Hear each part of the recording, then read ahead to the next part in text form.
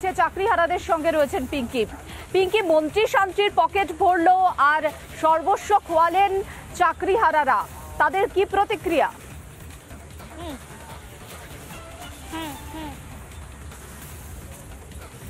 একেবারে দেখো, মন্ত্রী শান্তিরা পকেট ভরলো এবং চাকরি হারালো কারা? যারা চাকরির জন্য পরীক্ষা দিয়েছিলেন এবং ট্রেনে বাসে করে তাদের সেন্টার পর্যন্ত পৌঁছে গেছে, রাত জেগেছিল এই চাকরির জন্য। দাদা, অনেক এমন মানুষজন বলছেন যে রাত জেগে পড়েছি, ছোটবেলা থেকে স্বপ্ন দেখেছি শিক্ষক হওয়ার জন্য। আজকের দিনে দাঁড়িয়ে আর শিক্ষকতার উপর বা এই পেশাটার প্রতি রাজ্য সরকারের চাকরির উপর আর কোনো আস্থা থাকলো? আসলে আগে যারা আমাদের মাস্টারমশাই তারা ধুতি পরতো, তাদেরকে দেখে সম্মান, যে শিক্ষকের যে কি সম্মান হয়, আর আজকের পশ্চিমবাংলার শিক্ষকদের সম্মান কোথায়? মাটিতে মিশিয়ে দিয়েছে। আমার মেশালো এটা মেশালো পশ্চিমবঙ্গ সরকার, যারা 2011 সালে পরিবর্তনের সরকার এসেছিল, যে একটা পরিবর্তন হবে বাংলায়। আজকের মুখ্যমন্ত্রীর নেতৃত্বে, মমতা বন্দ্যোপাধ্যায়ের নেতৃত্বে এমন পরিবর্তন হয়েছে, চাকরি তো দিতেই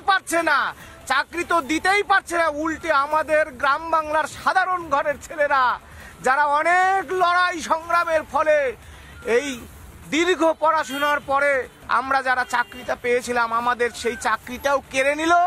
তাদের যে দুর্নীতি, সেই দুর্নীতিটাকে ঢাকার জন্য ওই যাদের ঘুষ দিয়ে চাকরিটা বিক্রি করেছে, ওদের চাকরি যদি কেড়ে নেয়, তাহলে ওরা তো ওই নেতাদের আম গাছে বাঁধবে, পেটাবে। সেই কারণে আর সরকারটা পড়ে যাবে। এই যে পচা গলা, দুর্গন্ধযুক্ত দুর্নীতি করা যে সরকারটা পড়ে যাবে, সেই জন্য আমাদেরকেও আজকে বলি চড়িয়ে দিল পশ্চিমবঙ্গ সরকার। পরিষ্কারভাবে বলতে চাই, রাজ্যের মুখ্যমন্ত্রী আজকে আমাদের এই জায়গায় পৌঁছে দিয়েছে। আর আমরা রাজ্যের মুখ্যমন্ত্রীকেও জানাতে চাই আপনাদের মিডিয়ার মাধ্যমে, সারা রাজ্যবাসী, চাকরিহারাদের দুর্নীতি করলো অন্য কেউ, পকেট ভরলো মন্ত্রী শান্তির, আর বলি চড়লে নিরপরাধ যোগ্য চাকরিজীবীরা। ধন্যবাদ পিঙ্কি তোমাকে। এবার একটু রাজনৈতিক মহলের প্রতিক্রিয়া শোনাবো একে একে। এই 26,000 চাকরি বাতিলের পুরো দায় মমতা বন্দ্যোপাধ্যায়ের মতো দুর্নীতিগ্রস্ত একজন প্রশাসকের। এতদিনে প্রকৃত বিচার হলো এবং এর পুরো দায় মমতা বন্দ্যোপাধ্যায় বারবার শুধু চিৎকার করতে থাকেন, তিনি নাকি চাকরি দিচ্ছেন। আপনি আর 26,000 বেকারের চাকরি খেলেন। এর জন্য বাংলার শিক্ষিত বেকার যুব সমাজ আপনাকে কোনোদিন ক্ষমা করবে না। সুপ্রিম কোর্টের রায়ের পর প্রমাণ হলো, মাথা ধরতে আর বেশি সময় লাগবে না। আপনি নিশ্চিন্ত থাকুন, এবার সেই সময়ও আসছে। দুর্নীতি শেষ কথা বলে না। আইন ব্যবস্থা বলে ভারতবর্ষে একটি জিনিস আছে, তৃণমূল এই দুর্নীতি করে বাংলার মানুষকে, আগামী প্রজন্মকে খাদের কিনারায় নিয়ে চলে গেছে। শুধু এখন ডোবা বাকি আছে। এর জন্য মমতা বন্দ্যোপাধ্যায়ের বাঙালিদের সামনে, বাংলার নিবাসীদের সামনে প্রকাশ্যে ক্ষমা চাওয়া উচিত। কলকাতা হাইকোর্টের জাজমেন্টটা কেউ পড়ে থাকেন মনোযোগ দিয়ে, তাহলে সকলেই বুঝতে পারবেন যে হাইকোর্ট বারে বারে চেষ্টা করেছেন, যদি বাছাই করা যায়, রাজ্য সরকারি সংস্থাগুলোর পক্ষ থেকে সম্পূর্ণ অসহযোগিতা। সুপ্রিম কোর্ট নতুন কথা বলেনি। সুপ্রিম কোর্ট তো কলকাতা হাইকোর্টের জাজমেন্টটাকেই মান্যতা দিয়েছে।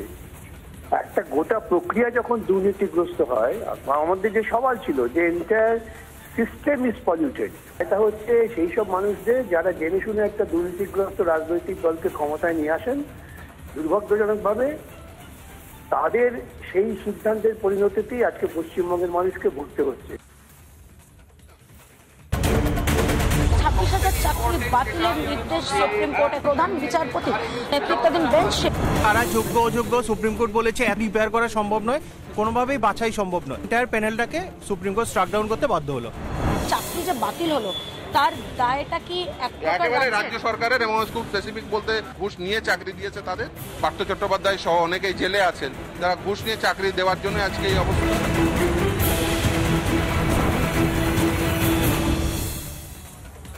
গোটা প্রসেস যেখানে দুর্নীতিগ্রস্ত সেখানে যোগ্য অযোগ্য আলাদা করে বিচার করা সম্ভব নয়, কারণ বারবার রাজ্য সরকারের কাছ থেকে কমিশনের কাছ থেকে চাওয়া হয়েছে ডকুমেন্টস, যোগ্য অযোগ্য আলাদা করার জন্য কিন্তু অসহযোগিতা রাজ্য সরকারের, অসহযোগিতা কমিশনের। কমিশন ঢুটো জগন্নাথ হয়ে বসেছিল, কিছুই করেনি।